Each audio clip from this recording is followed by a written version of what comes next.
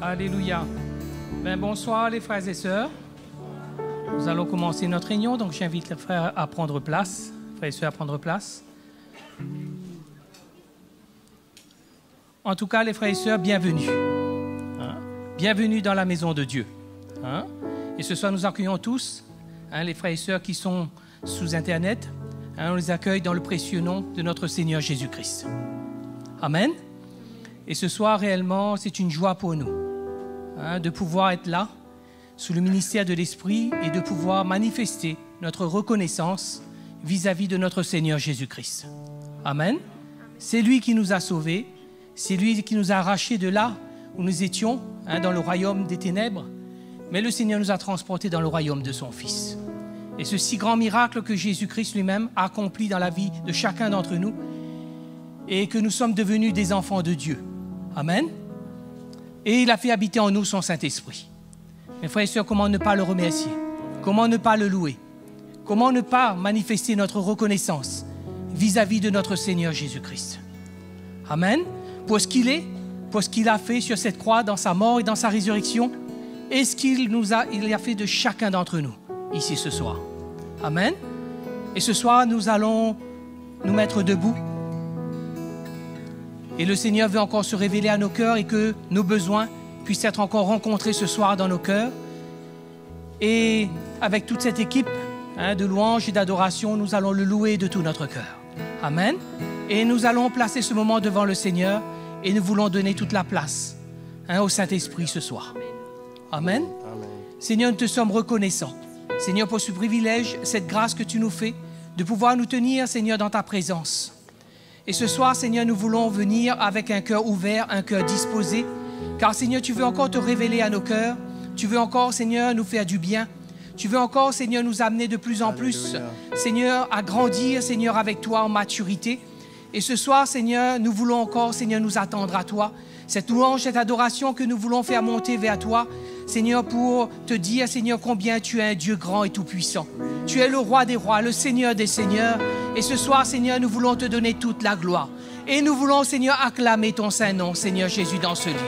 Merci, Seigneur. À toi toute la gloire. La joie que donne Jésus, c'est la joie de son salut. Il nous délivre chaque jour et nous célébrons son amour. La joie que donne Jésus, c'est la joie de son salut. Racheté pour l'éternité, nous l'exaltons. À lui soit gloire, louange, honneur, puissance, sa joie éternelle consume nos cœurs. À lui soit gloire, louange, honneur, puissance, sa joie éternelle consume nos cœurs. La joie que donne Jésus, c'est la joie de son salut. Il nous délivre chaque jour et nous célébrons son amour. La joie que donne Jésus, c'est la joie de son salut. Racheté pour l'éternité, nous l'exaltons. À lui soit gloire, louange, honneur, puissance, sa joie éternelle consume nos cœurs. À lui soit gloire, louange, honneur, puissance, sa joie éternelle consume nos cœurs. J'aime élever le nom de Jésus. J'aime élever le nom de Jésus et le chanter de tout mon cœur. J'aime élever le nom de Jésus, le nom le plus élevé. Je veux lui donner ma vie, mon être entier, pour le servir d'un cœur pur et zélé. Car je sais qu'il m'a changé régénéré pour faire de moi un témoin de son amour. J'aime élever le nom de Jésus, j'aime élever le nom de Jésus et le chanter de tout mon cœur. J'aime élever le nom de Jésus, le nom le plus élevé. Je veux lui donner ma vie, mon être entier, pour le servir d'un cœur pur et zélé, car je sais qu'il m'a changé, régénéré, pour faire de moi un témoin de son amour. Je veux lui donner ma vie, je veux lui donner ma vie, mon être entier, pour le servir d'un cœur pur et zélé, car je sais qu'il m'a changé, régénéré, pour faire de moi un témoin de son amour, pour faire de moi un témoin de son amour, pour faire de moi un témoin de son amour. Alléluia. Oui, Jésus mérite d'être acclamé, il mérite d'être glorifié. Alléluia. Allons nous courber devant notre Seigneur ce soir. Allons l'adorer vraiment de tout notre cœur. Alléluia. Parce qu'il vit, je n'ai rien à craindre, mes lendemains sont assurés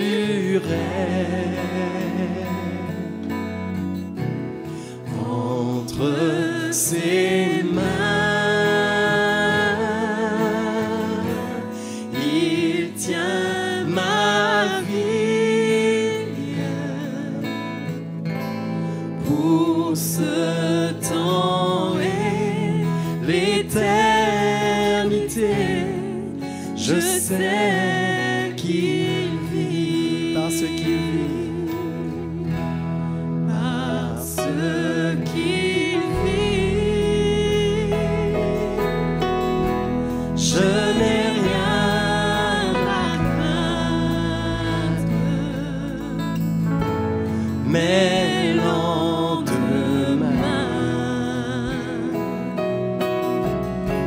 sont assurés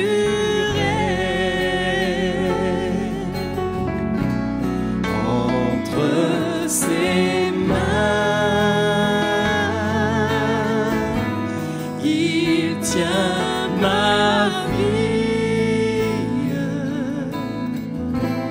pour ce temps et l'éternité. Je sais qu'il vit, entre ses mains il tient ma vie, entre ses mains il tient ma vie pour ce temps et l'éternité.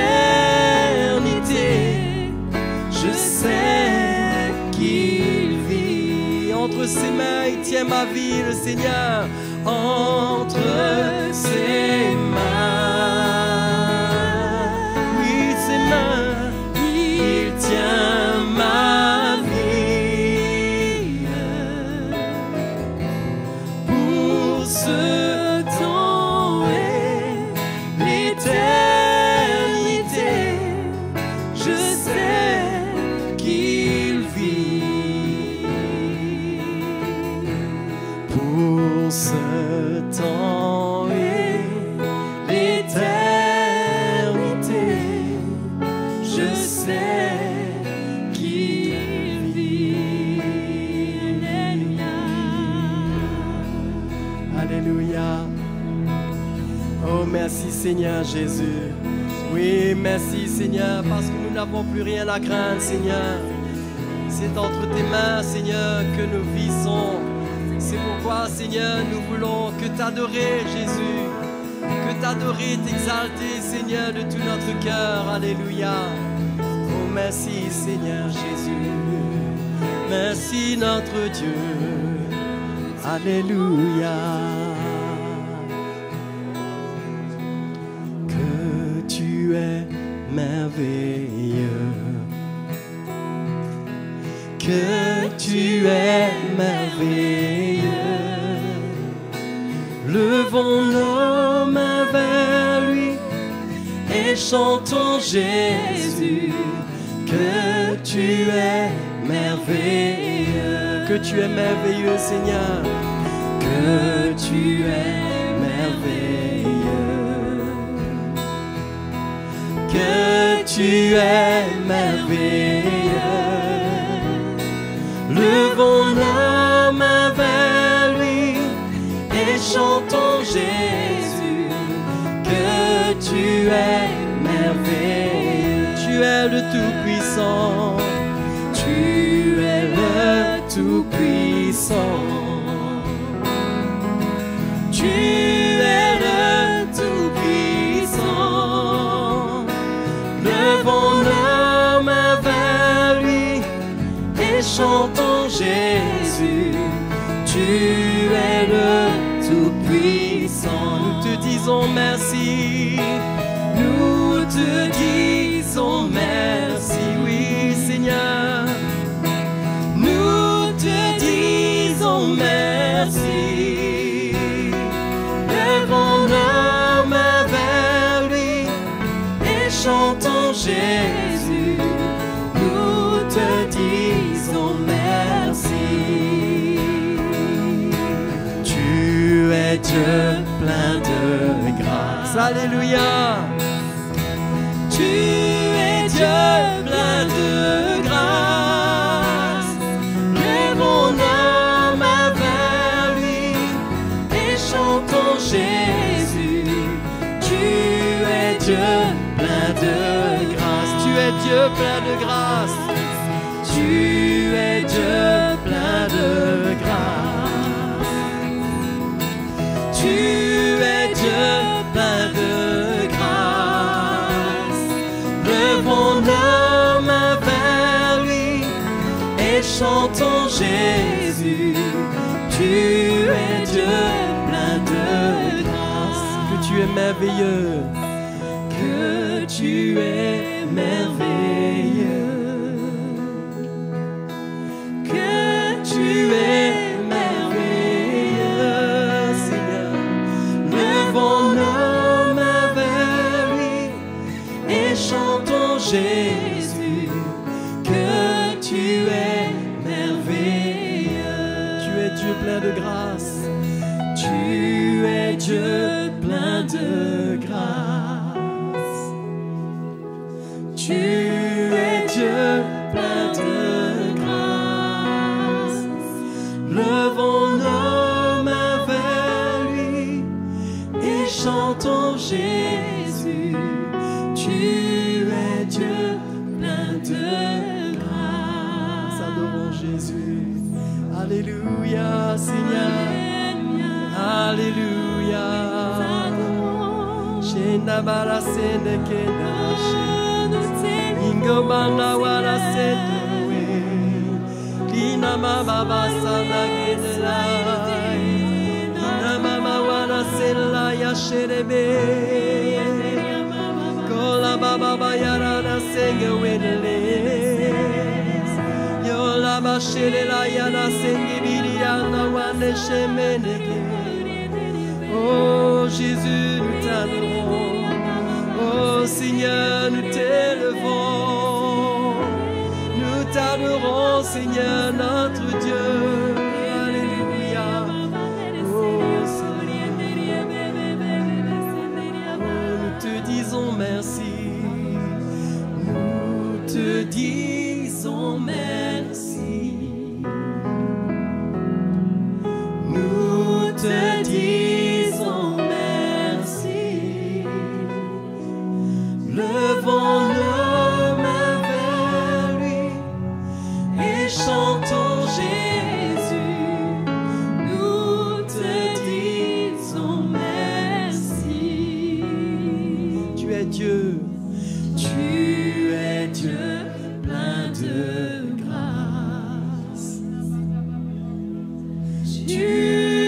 Dieu plein de grâce.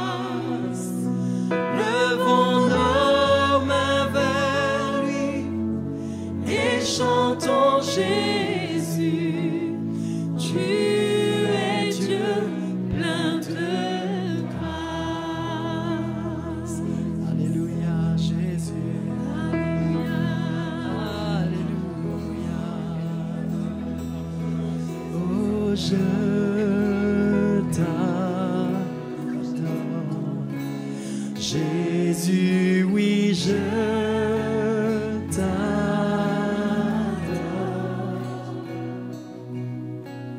De tout mon cœur, de toute ma force, je t'adore. Oui, j'aime t'adorer. Oh, je t'adore, Seigneur. Oh, je t'adore. Jésus, oui, je t'adore. De tout mon cœur, de toute ma force, je t'adore. Oui, j'aime t'adorer. Oh, je t'adore. Oh, je t'adore. Jésus, oui, je t'adore.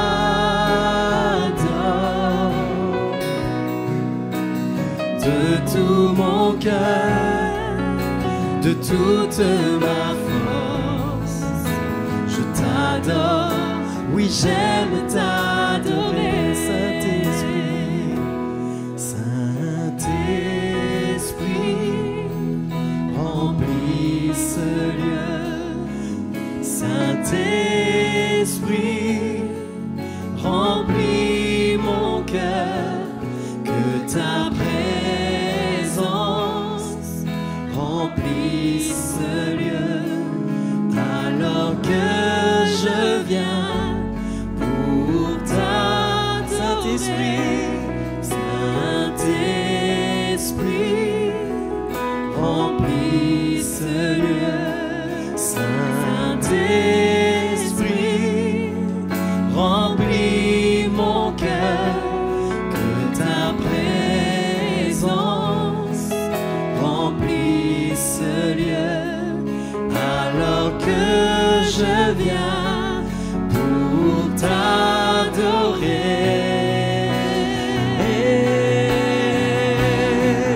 Oh, je t'adore. Jésus, oui, je t'adore. De tout mon cœur, de toute ma force, je t'adore. Oui, j'aime t'adorer. Oh, je t'adore, Seigneur. Oh, je t'adore. Jésus, oui, je t'adore. De tout mon cœur, de toute ma force, je t'adore. Oui, j'aime t'adorer. Saint-Esprit, Saint-Esprit, remplis ce lieu. Saint-Esprit, remplis mon cœur. Que ta présence remplisse ce lieu. Alors que je viens pour t'adorer.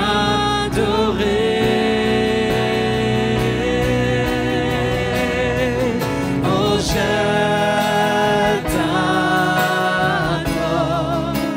Jésus, oui, je t'adore. De tout mon cœur, de toute ma force, je t'adore.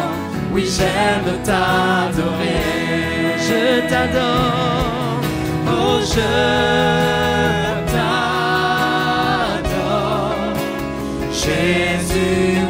t'adore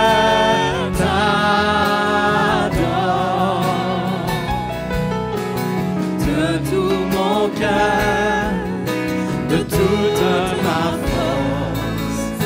Je t'adore, oui j'aime t'adorer. Je t'adore, oui j'aime t'adorer. Je t'adore, oui j'aime t'adorer. Alléluia. Alléluia. Je t'adore. Oui, Jésus. Alléluia. Alléluia, notre Dieu. Oh, Alléluia. Alléluia, Seigneur. Nous t'adorons. Oh, notre roi. Alléluia. Merci, Seigneur. Nous te remercions ce soir. Nous te bénissons pour tes voies parfaites que tu nous révèles par le Saint-Esprit dans ta parole. Merci de les révéler à notre cœur pour nous faire trouver le chemin de la paix. Seigneur, merci. Merci pour ta grâce qui est là. Merci pour ta lumière qui vient en nous. Nous sommes ton peuple, ton Église que tu bâtis. Tu as promis de construire l'Église. Tu es à l'œuvre pour nous unir dans nos cœurs, dans une même pensée, dans un même langage, dans une même âme. Tu produis cela en nous. Seigneur, merci. Oh, que ton nom soit glorifié. Merci, notre Dieu. Merci, Seigneur. Amen. Bonsoir, tout le monde. Voilà que c'est bon d'être là. On salue tout le monde dans ce lieu. Est-ce qu'il y a des gens qui nous visitent ici pour la première fois par hasard? Si vous êtes là, on veut vous accueillir. Sinon, on accueille tous les frères et les sœurs qui nous suivent, sont à l'écoute de l'Évangile, adorent le Seigneur même avec nous. Eh bien, que le Seigneur vous bénisse, vous encourage, vous fortifie, ainsi qu'à nous tous présents dans ce lieu. Hein? Alléluia. Vous savez combien est importante la révélation de la parole de Dieu. Sous la Nouvelle Alliance, la parole de Dieu, elle doit être révélée. Elle n'est pas seulement expliquée, elle doit être révélée à nos cœurs. Ce n'est pas comme les rassemblements des Juifs sous l'Ancienne Alliance dans les synagogues, où l'Esprit de Dieu n'était pas répandu. Mais ce n'est pas des explications seulement, mais c'est vraiment par le Saint-Esprit la lumière qui vient dans nos cœurs. Ça change tout. Parce que le plus simple, intellectuellement, il peut saisir des choses que le plus intelligent n'arrive pas à saisir. La différence, ce n'est pas l'intellect, la différence, c'est la révélation. Donc, quand dans notre cœur, on a soif, on a envie d'apprendre, Dieu nous révèle ses voies. Alléluia. Hein? Et les voies de Christ, elles ne sont pas confuses, elles sont claires. Elles sont claires, elles sont uniques. Et Dieu est à l'œuvre dans le monde pour amener la révélation qui va unir son Église. Parce que le peuple qu'il reconnaît, c'est un peuple uni. Et cela se produit localement dans nos assemblées. Ça faisait longtemps que je n'avais pas touché un peu le sujet que je vais un petit peu aborder avec vous ce soir. Dans Matthieu chapitre 5, verset 17. Matthieu chapitre 5, verset 17. Quelque chose d'important à saisir pour que nous puissions grandir dans le Seigneur. La Bible dit « croissez dans la grâce », de croître dans la grâce. Et vous savez, l'apôtre Jean, il a opposé, d'ailleurs, allons voir cela en premier. Ça se trouve dans Jean, chapitre 1, hein, et le verset, si je me trompe, 17.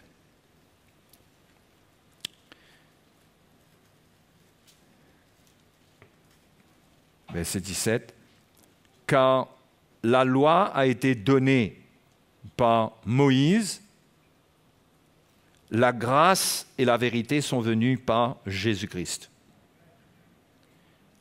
On pourrait croire que les deux s'ajoutent, mais les deux ne s'ajoutent pas.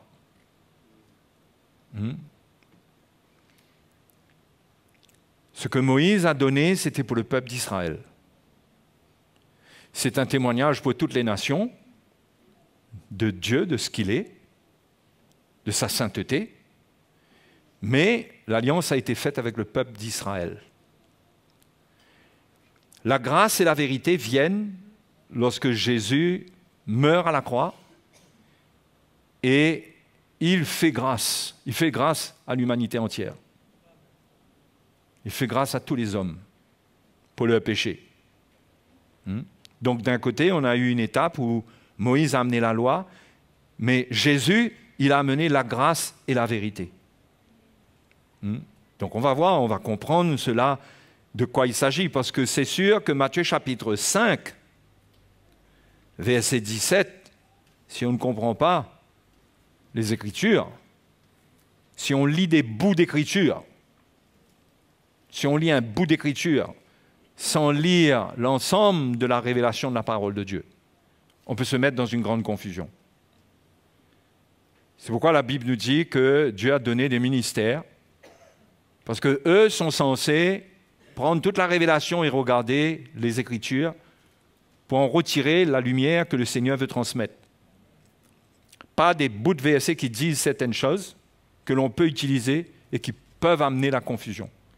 Mais qu'on comprenne l'Écriture dans son ensemble. Dans son ensemble. Et Matthieu 5, 17 nous dit, « Ne croyez pas, Jésus dit aux Juifs, ne croyez pas que je sois venu pour abolir la loi ou les prophètes. Je suis venu non pour abolir, mais pour accomplir. » Donc, comme je viens de le dire, si on prend ce bout de verset, on va croire qu'il faut qu'on continue à appliquer la loi. Alors, d'un côté, le Seigneur dit qu'il n'est pas venu pour abolir. OK, donc il n'est pas venu pour abolir la loi. Parce que s'il abolissait la loi, on pourrait tous faire n'importe quoi avec notre vie. On pourrait tuer, on pourrait voler, être mauvais. Les hommes pourraient avoir 10, 15 femmes. Il n'y aurait pas eu d'adultère. Parce que la loi a été abolie. Non. La loi, Jésus n'est pas venu pour l'abolir en tant que loi morale. Loi morale, ce que l'homme doit vivre. Une loi à laquelle l'homme doit se conformer moralement pour avoir une vie sainte. Donc il est clair que la loi amène un enseignement pour montrer, pour faire la distinction entre le péché, pour qu'on distingue entre une vie sainte et une vie dans le mal. Ça a commencé avec la loi avant que Jésus vienne. OK? Donc, ne croyez pas que je sois venu pour abolir la loi ou les prophètes.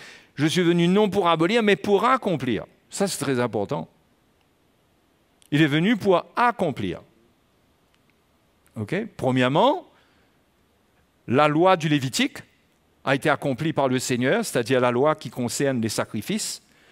Parce que quand Dieu a donné la loi au peuple d'Israël, il a fallu un sacerdoce pour servir de médiation entre Dieu et les hommes. Parce que quand Dieu a donné la loi, il savait bien que les hommes allaient échouer.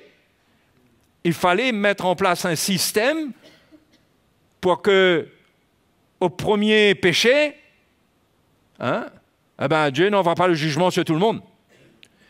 Et ça, c'était le rôle des prêtres. C'était le sacerdoce lévitique qui prenait en charge les péchés des hommes, sans les ôter, puisque tous les ans, il fallait un sacrifice. Il fallait un sacrifice tous les ans parce que le péché était encore là. Donc les sacrifices opérés par les Lévites, c'était des sacrifices imparfaits, qui n'ôtaient pas le péché.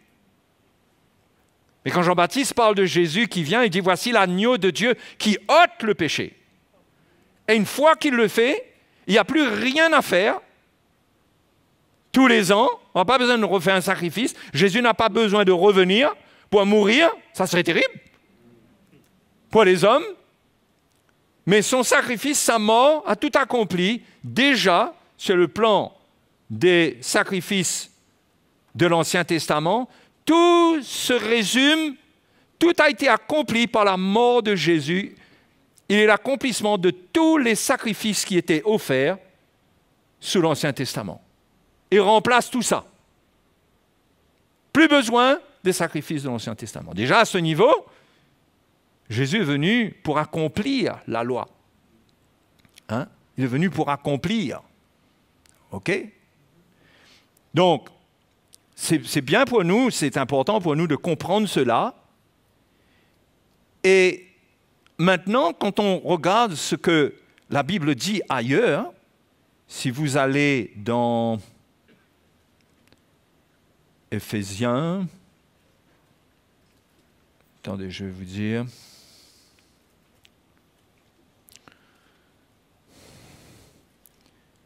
Éphésiens chapitre 2, verset 14.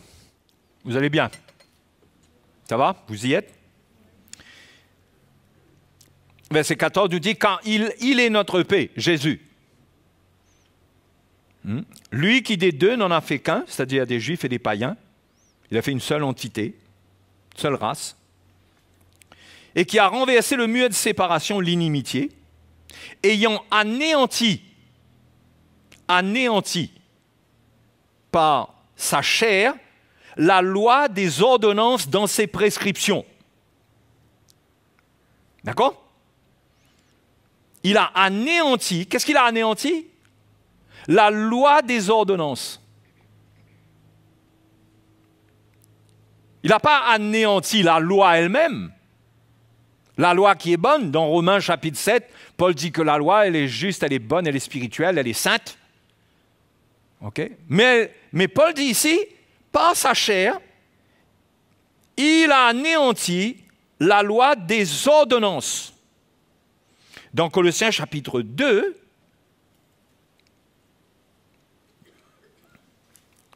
Colossiens chapitre 2,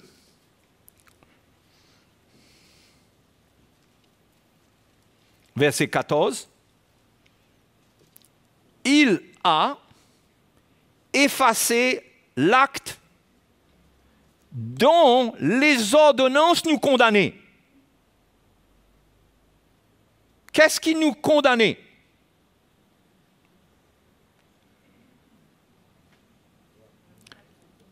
Les ordonnances. Les ordonnances nous condamnaient. Il a effacé l'acte dont les ordonnances nous condamnaient. C'est-à-dire que ce que le Seigneur est venu supprimer, on a lu avant, il a anéanti. Il est venu anéantir, enlever le régime sous lequel le peuple de Dieu était. C'est une question de régime. Comprenez le mot régime? Le régime.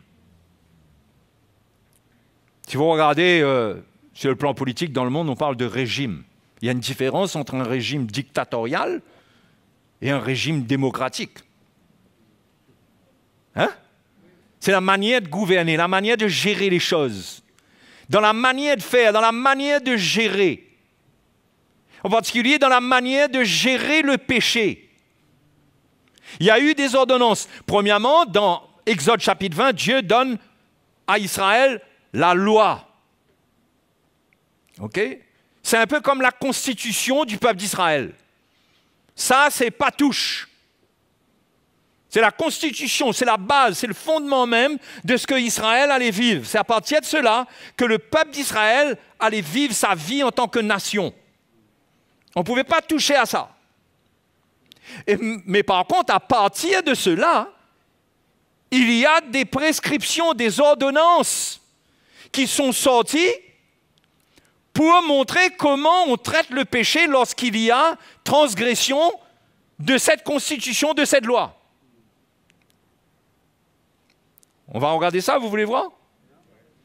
Vous êtes intéressés? Vous êtes intéressés? Vous êtes intéressés?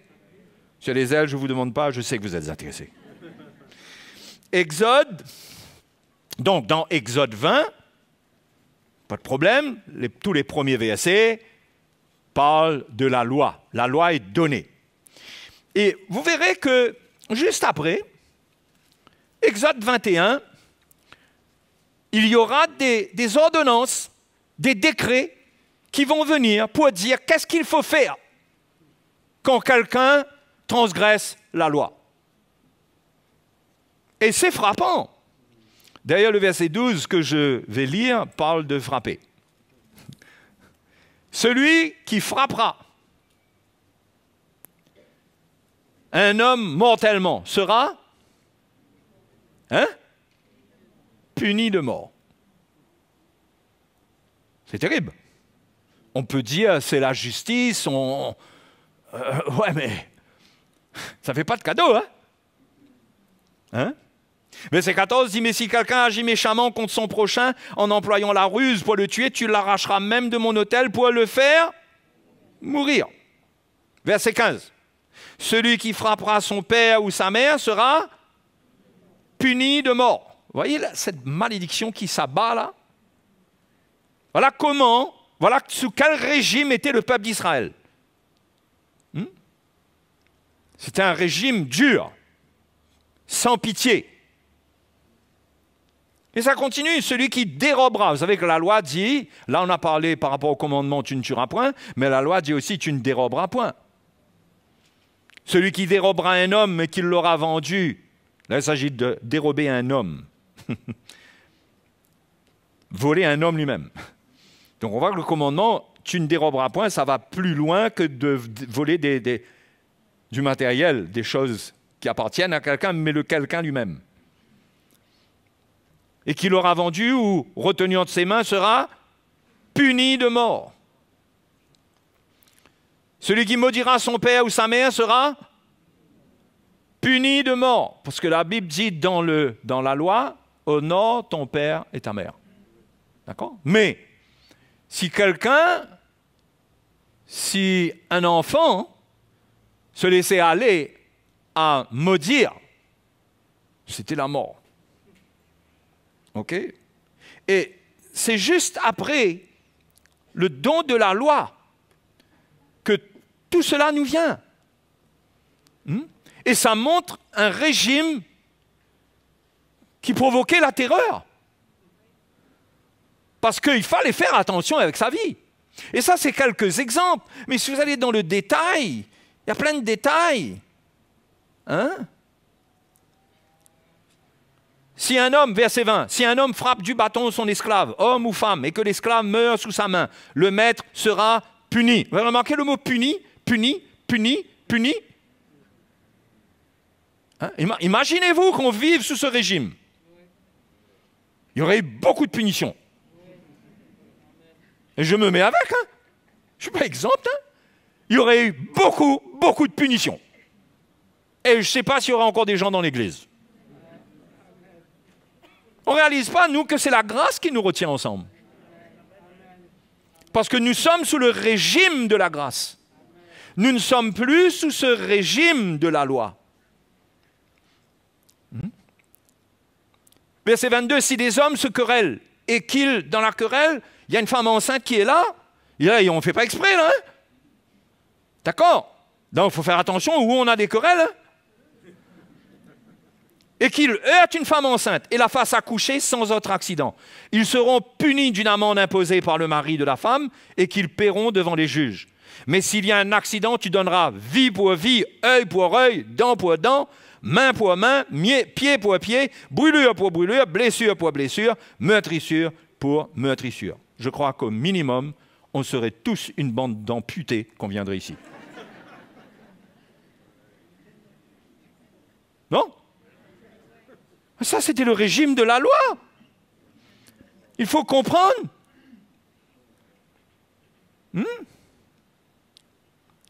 voyez, il y a l'histoire aussi du bœuf. Verset 28, regardez. Si un bœuf frappe de ses cornes un homme ou une femme et que la mort en soit la suite, le bœuf sera lapidé, sa chair ne sera point mangée, et le maître du bœuf ne sera point puni. Mais, et là on va voir qu'il faut faire attention, quelle qualité de bœuf on a. Hein? Mais, si le bœuf était auparavant sujet à frapper, c'est-à-dire j'en avais remarqué qu'il a tendance à, hein, et qu'on en ait averti le maître, qu'il ne l'a point surveillé, le bœuf sera lapidé, dans le cas où il tuerait un homme ou une femme, et son maître sera puni de mort. Hein? Allez, avis aux amateurs, qui veut vivre sous ce régime-là? Et ça, c'est des exemples pour le bœuf, mais il y a la voiture, il y a tout aujourd'hui là, qui rentre dans le même cadre. C'était un régime de terreur. Mais c'était la seule manière, avant que Jésus vienne pour ôter le péché et que l'Esprit de Dieu vienne habiter dans le cœur des hommes pour changer le cœur des hommes, c'était la seule manière qui existait pour freiner l'action du péché. C'était comme un chantage, j'aurais attention si tu fais ça, voilà ce qui t'attend. Et l'Épître aux Hébreux, au chapitre 2, nous montre bien c'était quoi, sous quoi vivait le peuple d'Israël. Hébreux chapitre 2, verset 14. Verset 14. Ainsi donc, puisque les enfants participent au sang et à la chair, il y a également participé lui-même. Parlant des Juifs, là. Il y a participé lui-même, afin que par la mort, il rende impuissant celui qui avait la puissance de la mort, c'est-à-dire le diable. Et ainsi qu'il délivre tous ceux qui, par crainte de la mort, étaient toute leur vie retenus dans l'esclavage, dans la servitude. Vous voyez, le peuple de l'ancienne alliance vivait dans la crainte de la mort. Normal. On a lu, là. Si vous avez un bœuf, il fallait faire attention. Hein? Pour tout, il fallait faire attention. Il ne fallait pas dire n'importe quoi. On ne pouvait pas dire, bah, c'est mon caractère, la parole l'a sorti, j'ai dit une mauvaise parole chez papa et maman, hop, lapidé, fini. Donc, concernant la faiblesse de l'homme et le péché dans l'homme, c'était terrible.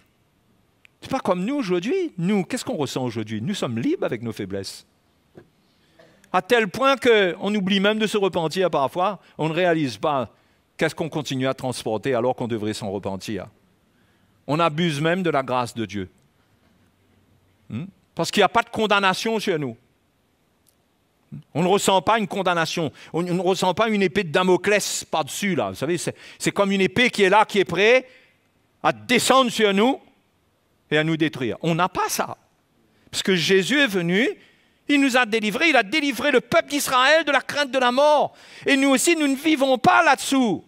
Mais si nous retournons sous la loi, nous ramenons cette épée et cette crainte de la mort. Parce que notre vie va dépendre de la pratique de la loi. Si on ne pratique pas bien la loi et qu'on vit avec le régime de la loi, ben on va craindre la punition qui est dans la loi. C'est spirituel, ça marche comme ça.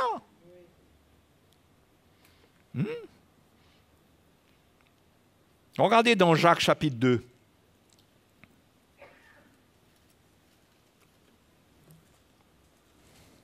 Jacques parle, il donne l'exemple de la loi. Chapitre 2, verset 10. Car quiconque observe toute la loi, mais pêche contre un seul commandement, devient coupable de tous. Oh. Donc, vous ne pouviez pas compter sur le fait que dans tous les domaines, ça va, mais il y a un seul domaine où ça ne va pas. Quand il y a un domaine qui ne va pas là, ça concerne tout. C'est ce que la loi nous dit. C'était ce qui se manifestait sous la loi. C'était le régime. C'était la manière de gérer la gouvernance, la manière de gérer le péché. la manière, cette gestion du péché, du mal, ou cette gestion de la vie du peuple de Dieu faisait vivre le peuple de Dieu dans la peur, dans la crainte de la mort. Mais on ne réalise pas, mais le peuple d'Israël, quand ceux qui se sont convertis en Jésus-Christ ensuite, on ne réalisera jamais ce qu'ils ont expérimenté. Quel poids a été enlevé. Mais nous les païens, on est venus là-dessous, dans la grâce. On n'a pas vécu ce que les Juifs vivaient. Mais les Juifs qui se sont convertis, c'est extraordinaire ce qu'ils ont expérimenté dans leur cœur, de savoir qu'il y a un changement d'alliance. La loi n'est pas abolie dans sa forme morale, c'est-à-dire on ne va pas tuer, on ne va pas commettre d'adultère, on va pas... Ce qui est saint, qui est bon, qui est juste dans la loi par rapport au péché, eh bien sûr qu'elle est valable. Mais le régime change. Le régime change. La loi morale, c'est toutes les lois qui sont dans les 10 commandements et qui concernent surtout notre relation avec notre prochain. La Bible dit que celui qui marche dans l'amour, il dit l'amour est l'accomplissement de la loi. Paul dit dans Romains 13 que tous les commandements, du style pas commettre d'adultère, ne pas tuer, tout ça, ça se résume dans une seule chose. Dans l'amour, tu aimeras ton prochain comme toi-même. D'accord? Donc, la loi n'est pas abolie, mais il y a un autre régime qui permet l'accomplissement de la loi. Parce qu'il dit que c'est par l'amour que la loi est accomplie. Vous me suivez? Ce n'est pas en essayant de pratiquer la loi elle-même directement, mais c'est par l'amour. Alors on me demandera, mais il n'y avait pas d'amour dans le peuple d'Israël? Ce n'est pas ça, mais il n'y avait pas un amour tel qui venait de Dieu dans notre cœur, qui permettait de pratiquer la loi de Dieu, la loi morale de Dieu dans notre cœur, qui concerne notre vie, notre respect de notre prochain. Il n'y avait pas cela sous l'Ancienne Alliance. Il n'y avait pas le Saint-Esprit répandu dans le cœur. La Bible dit l'amour de Dieu a été répandu dans nos cœurs par le Saint-Esprit. Il n'y avait pas ça. Mais aujourd'hui, nous avons ça. Donc, par l'amour, nous sommes sous un autre régime. Nous sommes sous le régime de l'amour de Dieu, sous le régime de l'Esprit, pour accomplir la loi. Amen. Et l'amour ne se vit pas par obligation ou par des interdictions. L'amour, c'est un cœur. C'est volontaire, non? L'amour du Seigneur qui est allé mourir à la croix pour nous, ce n'était pas une obligation. Il a donné sa vie, lui-même. Il l'a dit, ma vie, je la donne, on ne la prend pas. C'était volontaire. Ça, c'est très important de comprendre que sous le nouveau régime, il n'y a pas d'obligation et d'interdiction. Ça, c'était la loi de l'Ancienne Alliance. On est obligé. Ou bien on est interdit, on nous interdit de faire ça, on nous oblige de faire cela. Mais on ne pratique pas ça parce que c'est obligé ou parce que c'est interdit. Mais on a l'amour de Dieu dans notre cœur. On n'aime pas faire ces choses et on aime faire d'autres choses qui plaisent à Dieu. Amen. Donc, dans le nouveau régime, parce que c'est un nouveau régime, allons lire dans Romains chapitre 7, pour bien préciser cela. Je prie que ces choses deviennent claires pour nous. Clair, clair, clair, qu'il n'y ait pas de confusion. Vous savez, ceux qui n'ont pas de révélation de ces choses, ils finissent par dire qu'il ne faut pas lire les épîtres de Paul. Il ne faut pas. Parce que soit c'est mal traduit, soit Paul lui-même, on finit par remettre en question l'autorité qu'il avait, lui, l'apôtre des païens. Parce qu'on n'a pas de révélation pour comprendre de quoi il parle. Alors, comme on n'a pas de révélation, les confusions et les contradictions demeurent, on finit par éliminer un pour donner la place à l'autre. Et je peux vous dire, ça fait mal. Hein? Ça fait mal. Romains chapitre 7 dit, « Ignorez-vous, frères, quand je parle à des hommes qui connaissent la loi, que la loi exerce son pouvoir sur l'homme aussi longtemps qu'il vit. Ainsi, une femme est mariée, est liée par la loi à son mari tant qu'il est vivant. » C'est une illustration que Paul donne pour expliquer que nous avons été dégagés de la loi pour appartenir à un autre. D'accord? Donc, il donne l'exemple des époux, de la femme qui appartient à son mari par la loi. Parce que sous la loi, d'après la loi, c'est comme ça.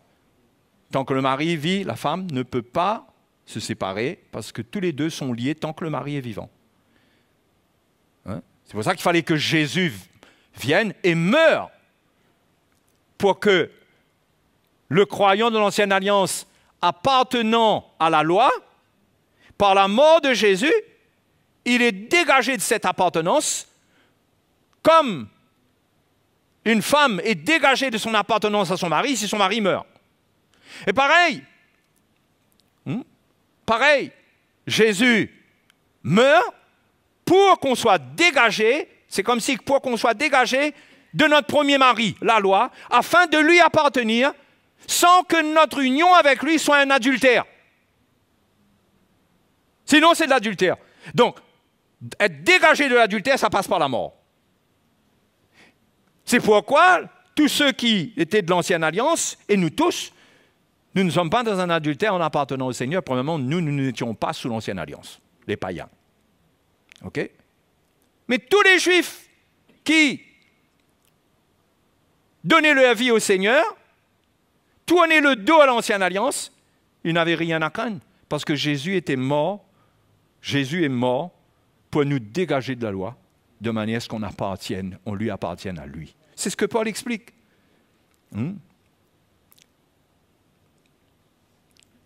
Ainsi, une femme est mariée et liée par la loi à son mari tant qu'il est vivant, mais si le mari meurt, elle est dégagée de la loi qui l'a liée à son mari. Si donc du vivant de son mari, elle devient la femme d'un autre homme, elle sera appelée adultère. Mais si le mari meurt, je viens d'expliquer, si le mari meurt, elle est affranchie de la loi, en sorte qu'elle n'est point adultère en devenant la femme d'un autre.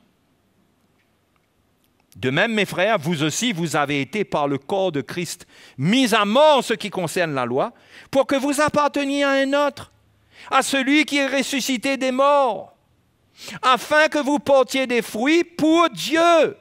Parce que sous la loi, sous ce régime terrifiant, ils ne pouvaient pas porter des fruits pour Dieu. Ils étaient dans une forme d'esclavage, ils étaient dans la peur, ils n'osaient pas faire quoi que ce soit. Dans tout ce qu'ils faisaient, ils avaient peur. Ça commençait d'ailleurs par les prêtres même dans le tabernacle. Oh, il ne fallait pas qu'ils ratent dans le tabernacle. Même le souverain sacrificateur, quand il y entrait une fois par an, il fallait qu'il fasse bien, sinon on ramassait son corps. Donc, si le mari meurt, elle est affranchie de la loi, de sorte qu'elle n'est point adultère en devenant la femme d'un autre. De même, mes frères, vous avez été, vous aussi, par le corps de Christ, vous avez été mis à mort en ce qui concerne la loi, pour appartenir à un autre, à celui qui est ressuscité des morts, afin que nous portions des fruits pour Dieu. Quand on est dégagé du régime de la loi, maintenant, on fait un grand ouf.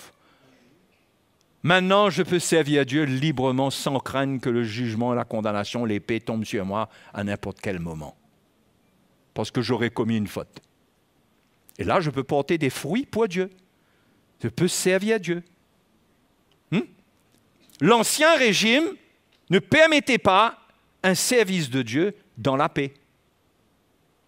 Mais c'était la peur. Le nouveau régime fait de nous des chrétiens bénis. Nous avons la paix avec Dieu. Et nous pouvons servir Dieu.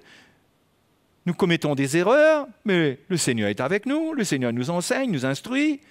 Si nous blessons quelqu'un, nous nous repentons.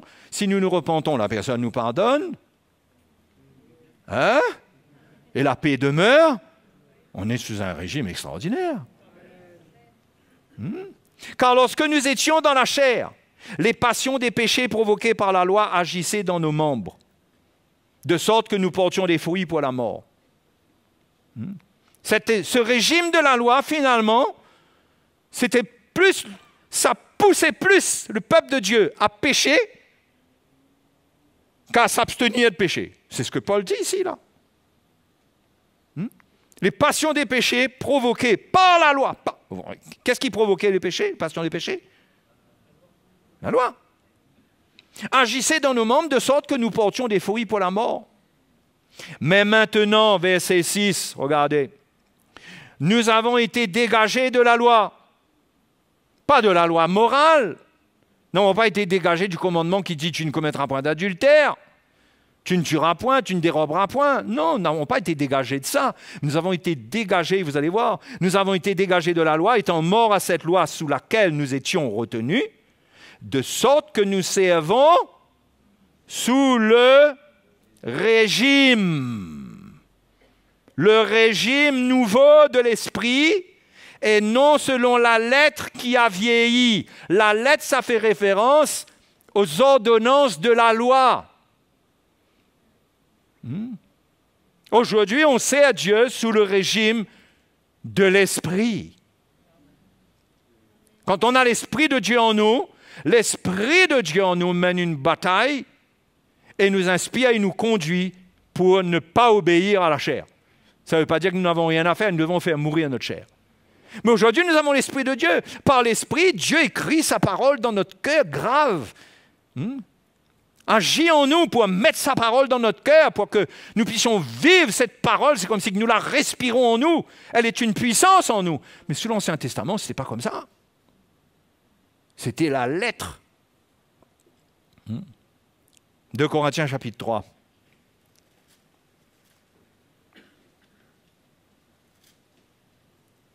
« 2 Corinthiens 3.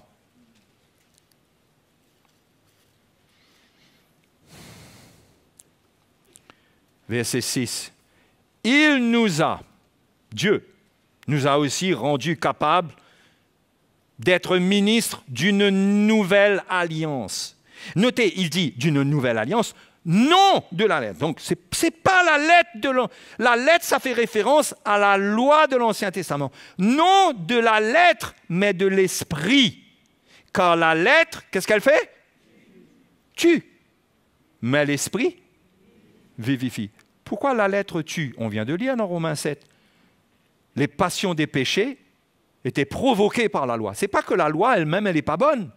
Mais son régime, la manière que cette loi a été appliquée, finalement, ça suscitait l'action du péché.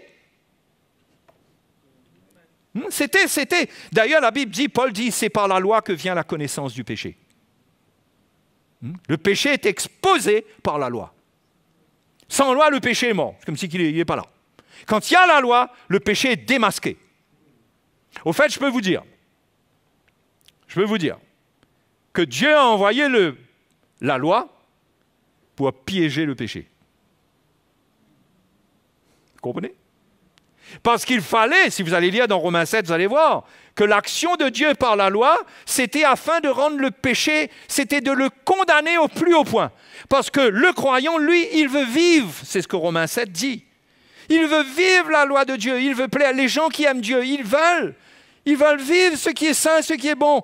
Mais il y a quelque chose qui se lève en eux et qui s'oppose à son désir, à leur désir, et qui les amène, le péché se manifeste de telle manière que le péché fait mourir. C'est pourquoi la Bible dit que la lettre tue. Mais l'esprit fait quoi? Vivifie, donne la vie, ne tue pas. Et c'est le régime sous lequel nous sommes. C'est un régime nouveau. Ce n'est pas un régime d'obligation et d'interdiction. Ce n'est pas le régime de la dîme.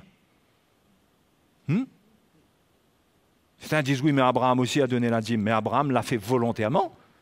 Il n'y a pas eu d'obligation sur Abraham. Ensuite, Dieu en a fait une loi pour le peuple d'Israël. Ils étaient maintenant obligés. Et ça, c'est encore une autre histoire, parce que ça ne concerne pas nos revenus à nous. C'est encore tout un truc, ça.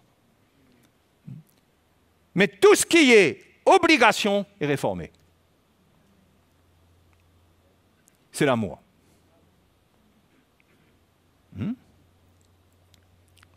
On vit, on marche selon l'amour, et en marchant selon l'amour, on accomplit la loi. Et on a l'Esprit de Dieu pour nous inspirer, pour nous conduire à marcher selon l'amour. D'accord? Le peuple de l'Ancienne Alliance n'avait pas cela. Nous, on a cette grâce. Alléluia. On a cette grâce. Je ne sais pas si vous appréciez, mais vous savez, le manque de lumière, c'est terrible. Le manque de lumière amène une souffrance dans l'Église. Parce que quand le légalisme est là, le légalisme pointe une épée vers le croyant. Tu ne donnes pas ta dîme, regarde ce que Malachie dit. Tu es maudit. La grâce a enlevé l'épée. L'épée a atteint le berger. Le berger a été frappé. Il a porté notre malédiction pour nous dégager de la malédiction de la loi. C'est pourquoi aujourd'hui, personne ne peut tourner une épée vers nous. Hein? Personne ne peut nous condamner. Si vous allez dans Colossiens chapitre 2, vous allez voir,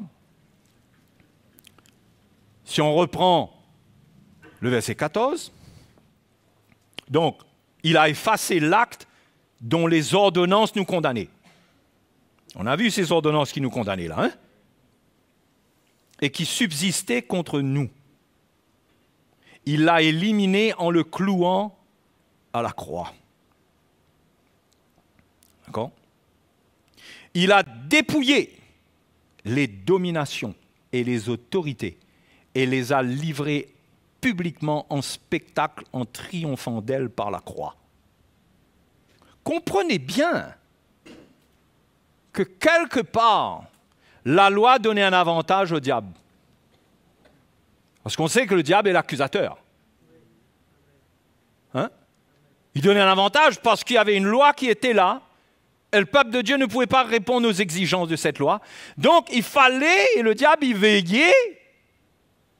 Et il y avait des accusations, si, par exemple, on voit dans Zacharie chapitre 3, comment le diable se tient là pour accuser Josué, le souverain sacrificateur, parce qu'il avait des vêtements sales, ce qui représentait ses péchés dans sa vie. Et Satan se tient là pour l'accuser.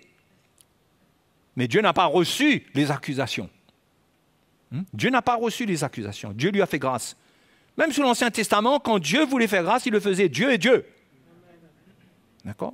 Mais ça, c'est écrit pour nous montrer que sous la Nouvelle Alliance, il n'y a pas de condamnation qui prend sur nous. Parce que par l'œuvre de la croix, du fait que les ordonnances qui exigent la punition sont réformées, ont été annulées, le diable ne peut plus les utiliser pour demander notre punition. Est-ce que vous comprenez? S'il le demande, il n'est pas écouté. Hein? Il n'est pas écouté parce que Jésus a porté la condamnation à notre place. D'ailleurs, le Seigneur même le dit c'est dans Jean chapitre 12.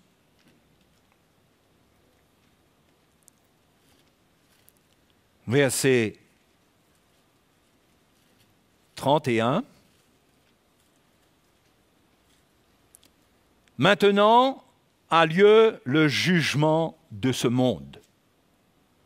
Maintenant, le prince de ce monde, c'est qui le prince de ce monde? Hein? C'est le diable.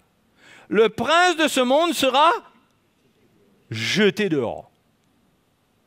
Ben oui, Jésus allait mourir à la croix et le diable n'allait plus avoir accès, comme c'était avec Zacharie, où il s'est présenté, il n'allait plus avoir accès pour accuser, condamner. Il allait être jeté dehors.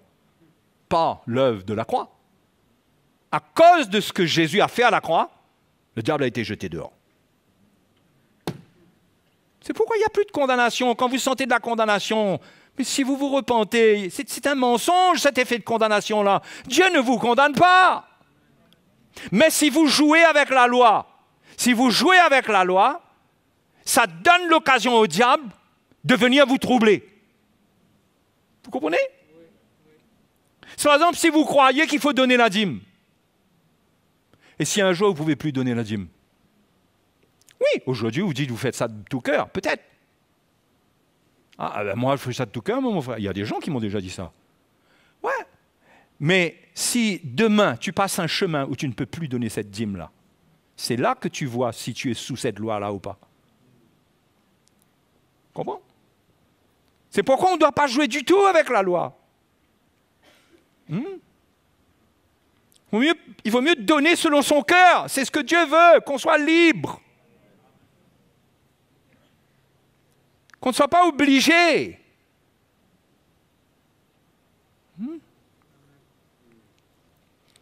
Maintenant, si on retourne dans Colossiens chapitre 2.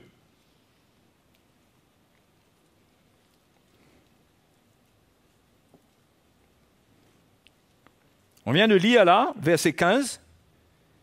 Il a dépouillé les dominations et les autorités et les a livrées publiquement en spectacle en triomphant d'elles par la croix. Alléluia. Jésus a triomphé de toute la puissance ennemie par la croix. Verset 16.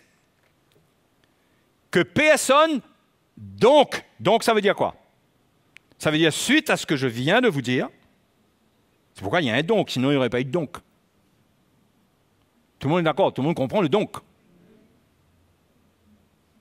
Hein? Donc ça veut dire qu'on vient de parler de quelque chose, et voilà ce qu'il faut en retirer. Voilà la conséquence. Ok? Que personne, donc, ne vous juge. Parce qu'il n'y a plus de jugement. Personne ne doit porter de jugement envers personne. Au sujet du manger ou du boire.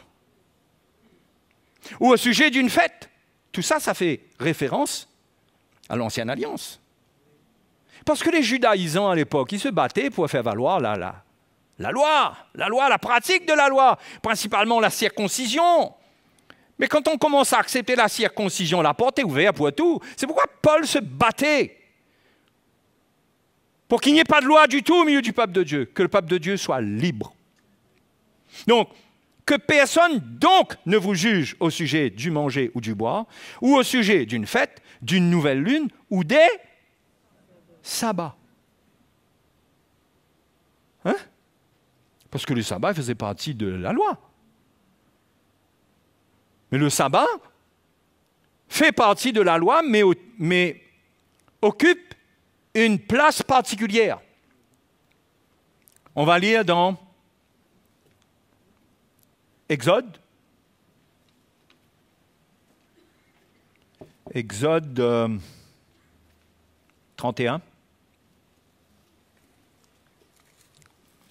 Parce que là, pareil, si on veut pratiquer le sabbat, hein? Il faut bien le pratiquer, hein?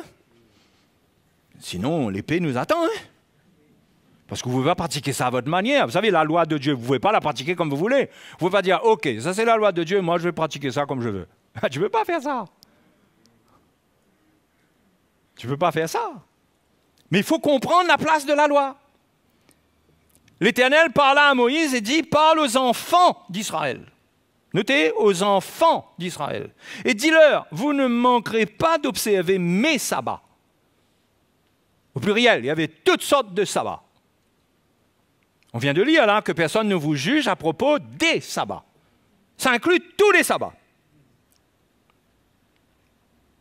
Car ce sera, entre moi et vous, parmi vos descendants, un signe auquel on connaîtra que je suis l'Éternel qui vous sanctifie. Le sabbat était un signe. Ce n'était pas quelque chose qui démontrait le niveau de moralité de quelqu'un. Ça ne faisait pas partie des lois morales. Est-ce que vous comprenez? Ça ne faisait pas partie des lois morales, ça faisait partie d'une pratique qui avait été imposée parce qu'il fallait que ce soit un signe. Il fallait que les nations qui venaient visiter le peuple de Dieu ou qui connaissaient, qui étaient au courant de l'existence d'Israël, il fallait que chaque semaine, il y a un jour qui était à part. Ça, c'était un signe. Pas un signe seulement pour eux. Eux, ils avaient besoin de signe, ils faisaient ce que Dieu leur a demandé, mais un signe qu'ils appartenaient à Dieu, qu'ils étaient un peuple spécial. C'était un signe. D'accord? Vous observerez le sabbat, car il sera pour vous une chose sainte. Celui qui le profanera sera puni de mort. Wow. Celui qui fera quelque ouvrage ce jour-là sera retranché du milieu de son peuple. On travaillera 6 jours, mais le 7e jour est le sabbat, le jour du repos consacré à l'Éternel. Celui qui fera quelque ouvrage le jour du sabbat sera puni de mort. Les enfants d'Israël observeront le sabbat en le célébrant, eux et leurs descendants, comme une alliance perpétuelle. Ce sera entre moi et qui?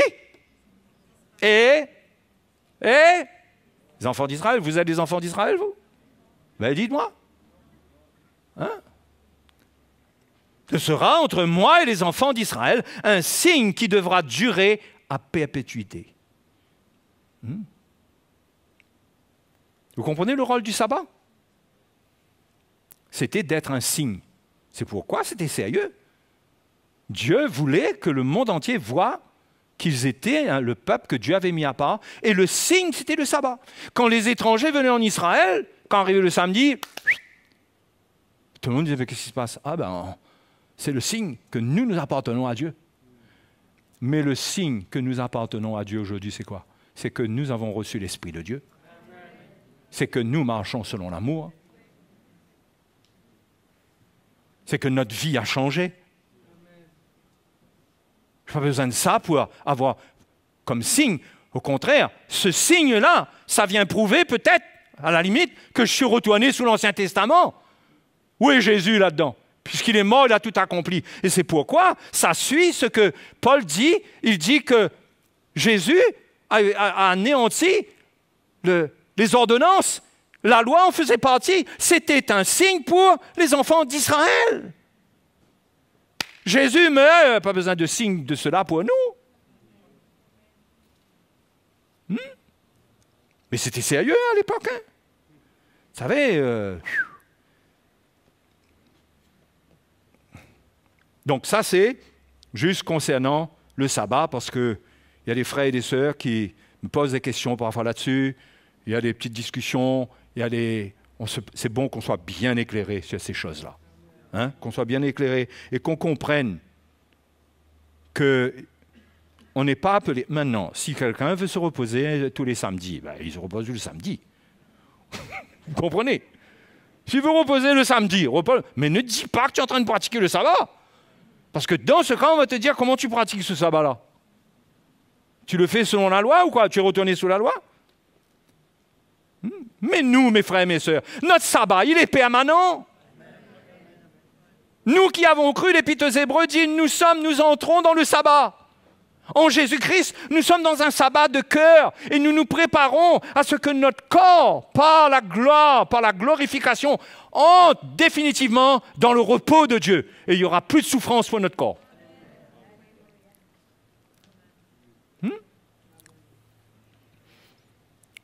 Le jour du sabbat, c'était un jour où sûrement le peuple d'Israël ne faisait rien pour tourner leur cœur vers Dieu. Et tout. Mais aujourd'hui, nous tournons notre cœur vers Dieu tous les jours. Tous les jours, nous avons l'Esprit de Dieu qui habite en nous. Nous pouvons prier par l'Esprit. Nous pouvons nous mettre dans un coin et prier, ouvrir notre bouche et prier en langue, prier le Seigneur. Nous nous approchons de Dieu n'importe où. Et nous sommes dans un repos de cœur. Nous avons la paix avec Dieu. Nous sommes libres de toute loi. Alléluia. Donc, que personne ne vous juge concernant ces choses et concernant la dîme et concernant toutes les pratiques de l'ancienne alliance. Parce que Paul dit, verset 17 du chapitre 2, retournons à Colossiens, il dit, ces choses-là, et dedans, verset 16, on va reprendre, que personne donc ne vous juge au sujet du manger ou du boire, ou au sujet d'une fête, d'une nouvelle lune ou des sabbats. C'était l'ombre des choses à venir. Toutes ces choses, c'était l'ombre. Mais le corps, ou encore la réalité, il y a des versions qui disent la réalité est en Christ. C'était l'ombre. C'était des illustrations de ce qui allait venir.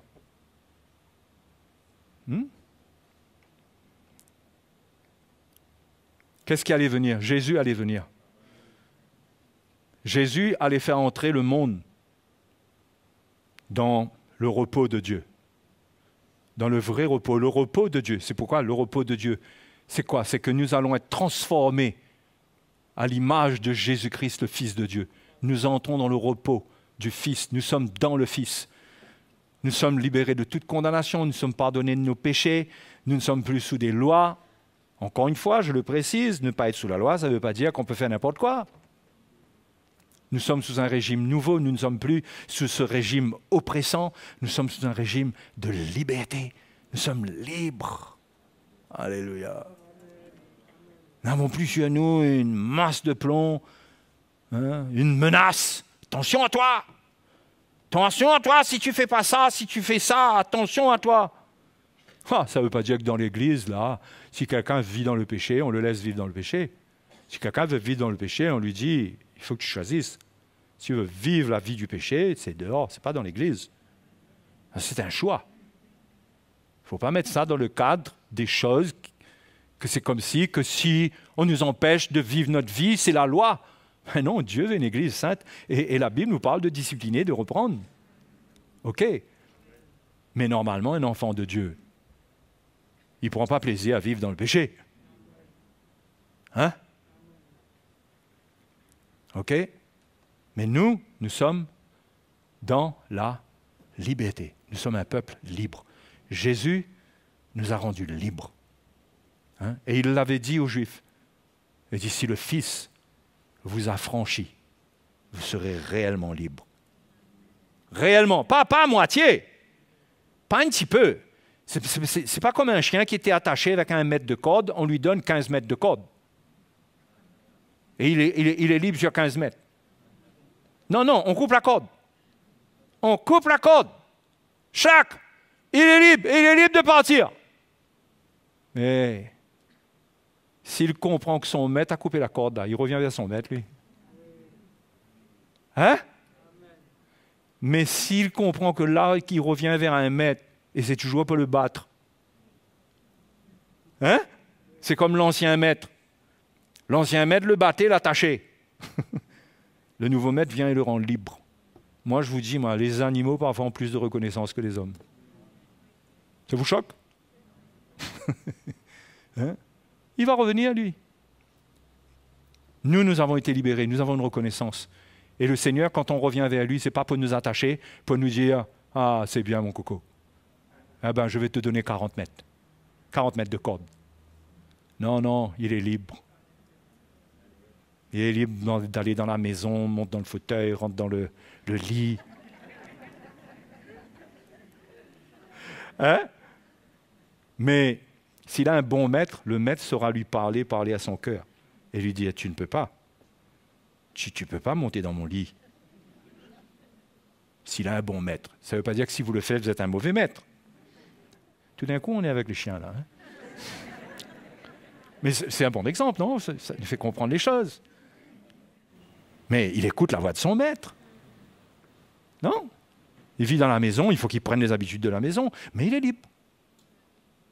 Il est libre.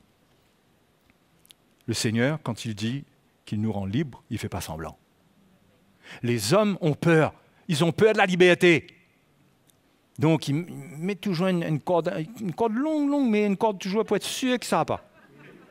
Et le chrétien, il est que cette corde-là, il croit que là, il est libre, il part. Mais il arrive un moment, boum! Mais le chrétien, il est libre. Mes frères et mes sœurs, quel cadeau! Vous êtes libres. Vous êtes libres, personne ne peut vous imposer quoi que ce soit. Mais attention, hein, les anciens sont là pour veiller si vous vivez dans le péché, pour vous dire, vous ne pouvez pas. Ah, ça, non, ça, c'est autre chose, ça, hein? Mais votre service, ce que vous donnez, ou ce que vous ne donnez pas, ce que vous faites, hein? Et après, dans la liberté, on construit une unité. Il y a des choses qui... Dieu travaille notre cœur. Hein? Il y a des choses qu'on fait dans la liberté. On est un petit peu foufou, là. On est en train de courir, galoper. On est comme un petit cabri, là, qui n'a pas encore compris, qui court partout.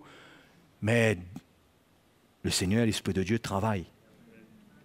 Et c'est volontairement qu'on a envie de faire ce qui plaît à Dieu. C'est ça. Et quand on a envie de faire ce qui est agréable à Dieu, eh bien, on laisse Dieu nous parler et on accepte l'instruction qui vient vers nous, pas comme une loi, mais comme une lumière pour nous dire, eh bien, c'est bon de vivre comme ça. C'est bon dans l'Église, hein, de vivre comme ça. Mais ce n'est pas une loi. C'est bon la communion fraternelle, mais ce n'est pas une loi. Tu peux venir à l'Église même si tu n'es pas dans la communion fraternelle, mais jusqu'à quand tu vas aimer l'Église comme ça? L'Église sera ta religion, tu ne grandiras pas. Mais on fait confiance au Seigneur, on ne va pas t'obliger, c'est la liberté. Hein? On va compter tous les gens qui s'approchent du panier pour donner, hop, et on fait un décompte, là, on met les caméras, on regarde qui ne donne pas. Allez là, on va convoquer un peu les gens qui ne donnent jamais. On a remarqué que toi, tu ne donnes jamais, toi. Mais tu n'as pas besoin de vivre dans cet esprit d'avoir peur.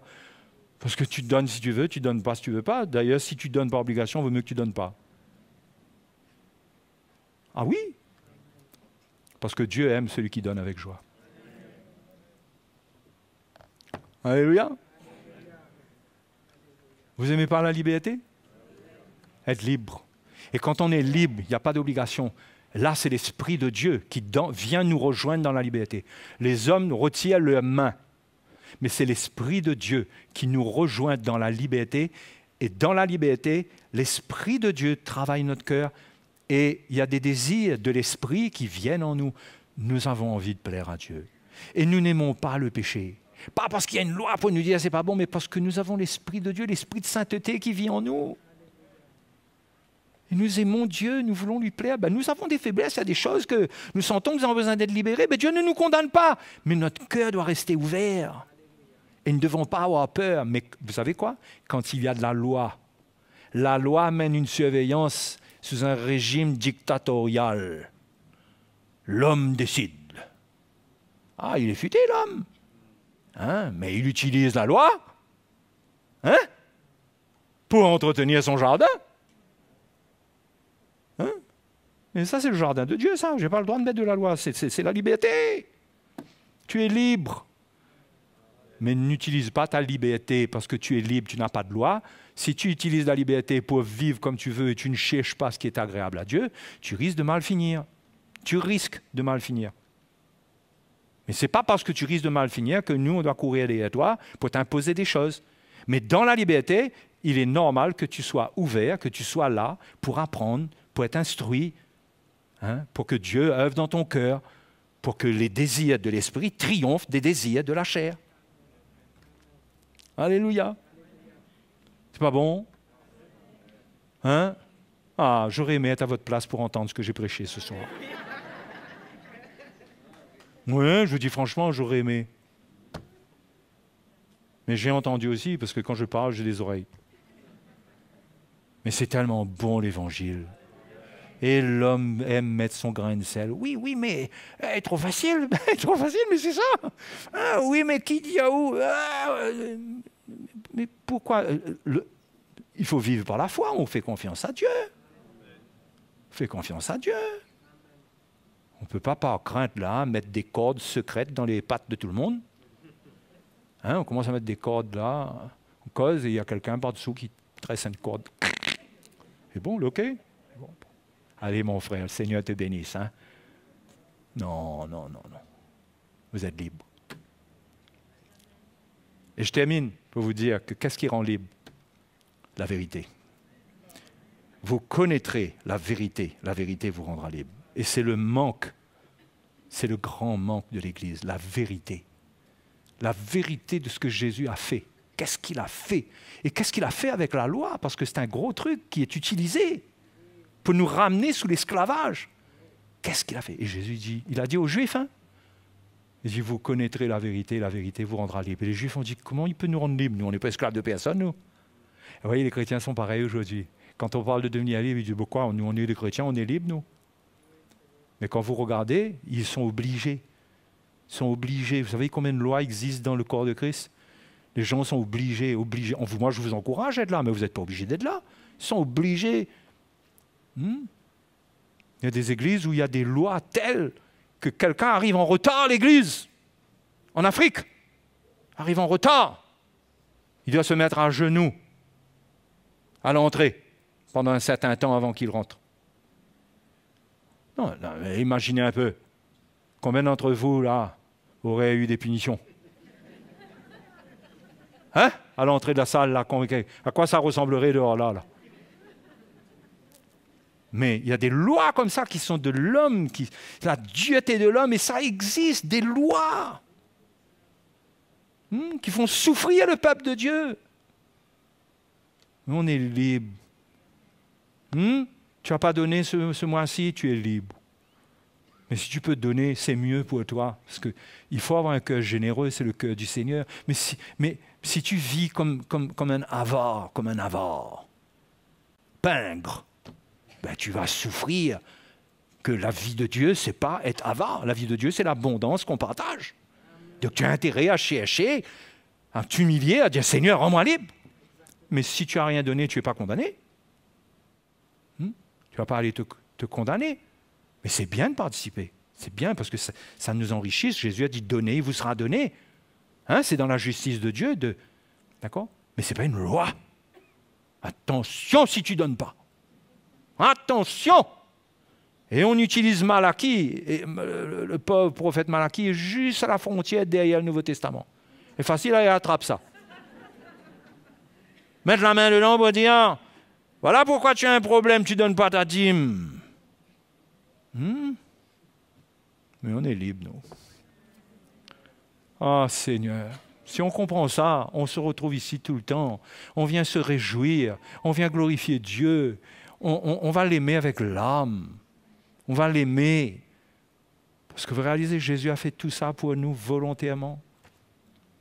Il n'y a eu rien de forcé. Croyez pas que Dieu l'a obligé. Non. Il a obéi volontairement. Il s'est humilié lui-même. Il s'est rendu obéissant lui-même.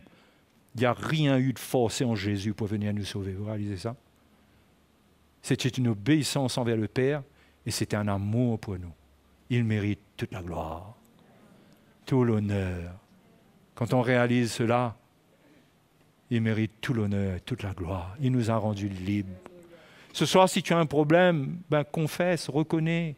Et la Bible dit, le Seigneur te purifie de ton péché. Ne reste pas dans les ténèbres, parce que dans les ténèbres, c'est là où le diable règne. Il va te tourmenter, mais viens au Seigneur. Avoue, reconnais, marche avec humilité, reste en communion avec lui. Il est là pour toi. La Bible est claire. Rien ne pourra nous séparer de l'amour de Dieu.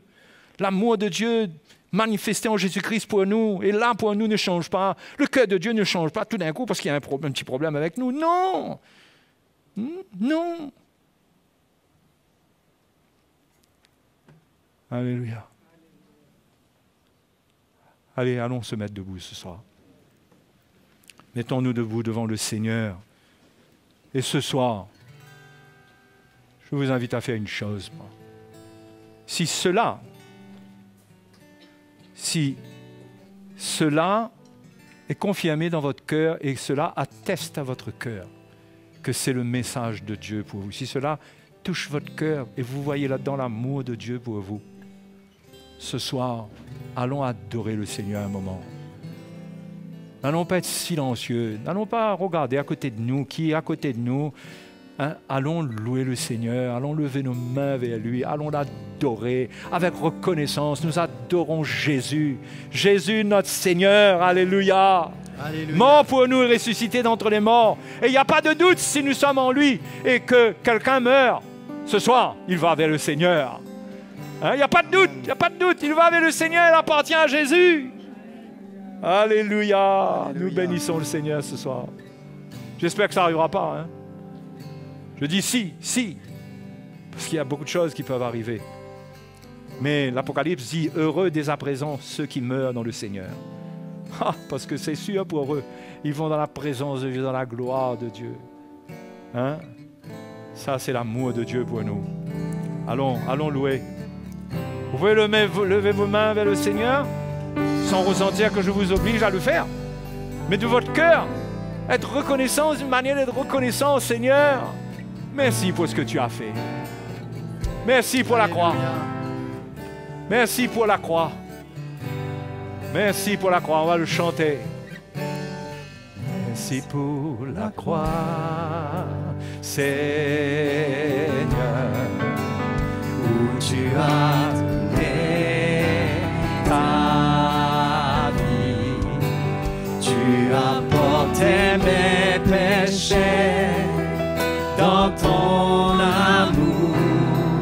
Ta grâce est révélée. Merci pour ton amour et tes mains percées pour moi. Tu as porté mes péchés, tu m'as pardonné. Seigneur, je veux te louer. Digne est l'agneau assis sur le trône, couronné de 1000 couronnes. Tu règnes dans la gloire. Chantons bien fort au Seigneur ce soir. Alléluia. Élevé au-dessus de tout, crucifié pour me sauver.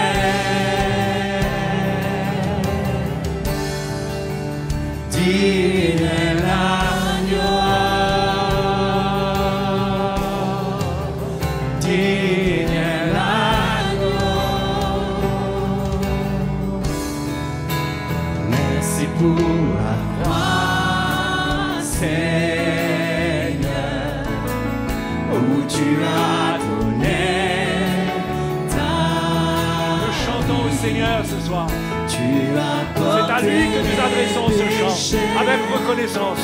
Dans ton Alléluia. Ta grâce est révélée.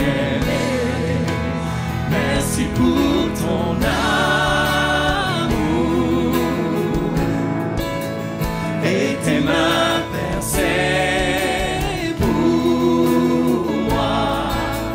Tu as porté mes péchés, tu m'as pardonné. Seigneur, je veux te louer. Digne est l'agneau assis sur le trône, couronné de 1000 couronnes. Tu règnes dans la gloire.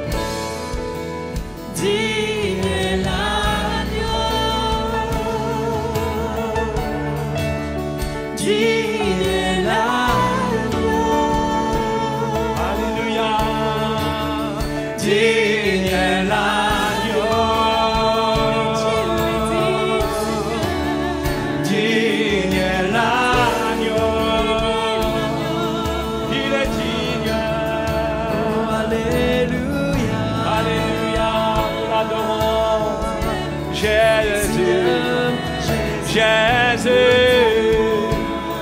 Alléluia. Oh, Gloire à ton nom, Jésus. Gloire à ton nom. Louange à toi, agneau de Dieu. Tu nous as rendus libres, Seigneur ressuscité. délivrés, Oui, Seigneur, nous bénissons ton nom. nous t'adorons, Nous bénissons ton sang. libérés, oh Oh, Jésus, alléluia. tu nous as libérés, Alléluia. Jésus. Oh, oui, Merci, alléluia. Alléluia.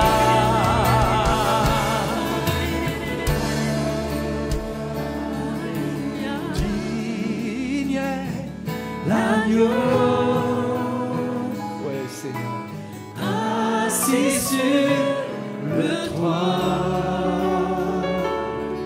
couronné de 1000 couronnes, tu règnes dans la gloire. Alléluia. Tu es élevé au-dessus de tout, crucifié pour me sauver.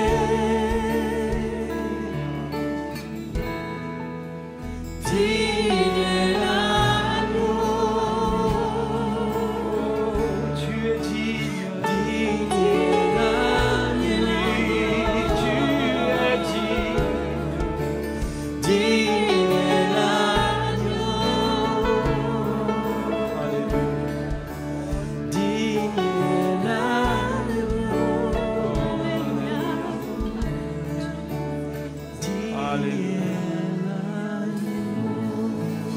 Nous ne devons rien accepter qui nous sépare du Seigneur. La Bible dit que Dieu résiste aux orgueilleux. Ça, oui. Mais si nous sommes humbles, sincères, venons au Seigneur. C'est pourquoi s'il y a une seule loi que nous cherchons à pratiquer pour avoir la faveur de Dieu, nous allons ressentir la résistance du Seigneur. Parce que Jésus est mort pour effacer les ordonnances. Il doit y avoir rien entre lui et nous. Sinon, je vais devoir examiner, est-ce que je pratique bien? Alors que le Seigneur cherche un état de cœur, il cherche de l'humilité, il fait grâce aux humbles. Notre communion avec le Seigneur ne dépend pas de la pratique d'aucune loi, mais d'un état de cœur. D'un état de cœur.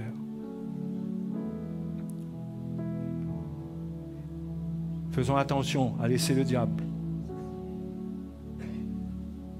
pilonner nos pensées par des condamnations, pour des choses, des détails parfois, où on se sent tellement indigne qu'on finit par croire que le Seigneur ne nous aime plus, que le Seigneur nous a abandonnés. Restons dans la foi. Restons fermes dans la grâce, par la foi. Le Seigneur est pour nous. Il n'est pas contre nous. Il est pour moi. Il est pour toi. Alléluia. Hein? Il est pour toi. Ne laisse rien te séparer et venir ici sous un gros fardeau et tu n'arrives plus à louer le Seigneur, à l'adorer. Tu n'arrives plus à prier. Tu n'arrives plus à rien faire. Tu es comme en train de mourir. N'accepte pas ça. Viens à Jésus, il est la vie. Il va te donner la vie. Accepte sa vérité. Il va te donner la vie. Tu vas être heureux. Ta vie sera accomplie, épanouie. Alléluia. C'est facile de tiédir, de s'éloigner, et de donner un avantage à l'ennemi. On ne pardonne pas, on porte des trucs en nous là. Mais il faut garder notre cœur pur et marcher avec lui. Et il nous fera grâce. Alléluia. Ok, mes frères et sœurs? Que l'amour de Dieu demeure en chacun de nous, avec chacun de nous, qu'on sache que le prix qui a été payé, c'est la preuve d'un amour infini. Le prix qui a été payé, c'est la preuve d'un amour infini. ce Dieu-là même, au point que Jésus est venu mourir pour moi, pour toi, pour nous tous. Que c'est merveilleux. Que c'est merveilleux. Soyez reconnaissants. Servez jamais Dieu en dehors d'un esprit de reconnaissance.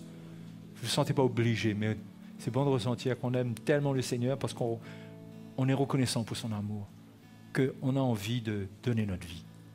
Pour l'Église, pour les frères et les sœurs, pour les besoins, on a envie de donner notre vie parce que c'est le cœur de Dieu pour chacun de nous. On a envie de participer à ça. Alléluia!